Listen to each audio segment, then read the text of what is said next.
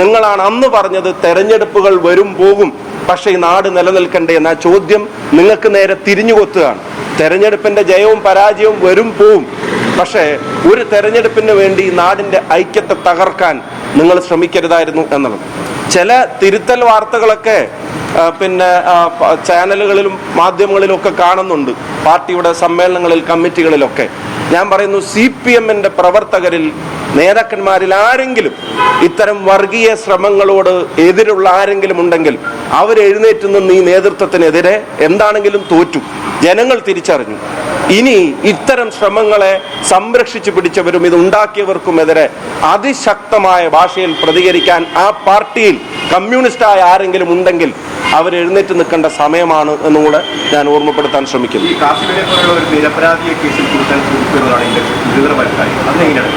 അല്ല, അതാ ഞാൻ പറഞ്ഞ ചെറുപ്പക്കാരൻ അയാൾ എന്ത് തെറ്റ് ചെയ്തിട്ടാണ്?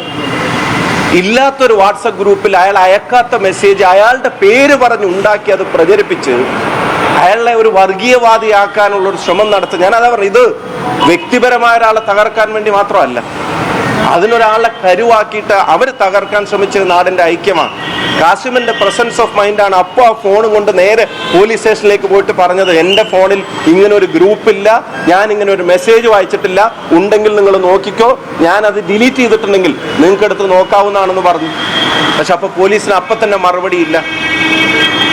ആ ചെറുപ്പക്കാരനോട് ഇവരുടെ നേതൃത്വം ഉൾപ്പെടെയുള്ളവർ വന്ന് മാപ്പ് പറയണം. കടുത്ത ശിക്ഷ ഈ ശ്രമങ്ങൾ നടത്തിയ ആളുകൾക്കെതിരെ കൊടുക്കാൻ തയ്യാറാവുന്ന തരത്തിൽ ഇതിന്റെ അന്വേഷണം മുന്നോട്ട് പോകണം.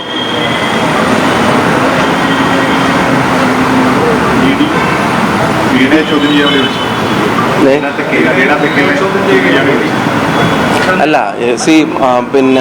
ഞങ്ങളാരും, ഞാനിപ്പോ ഇതിൽ നിന്ന് വേറൊരു വിഷയത്തിലേക്ക് പോയാൽ അതിന്റെയൊക്കെ വാർത്ത അതിലേക്ക് ഒരു ഇത്ര ഗൗരവമുള്ള വിഷയമാണ്.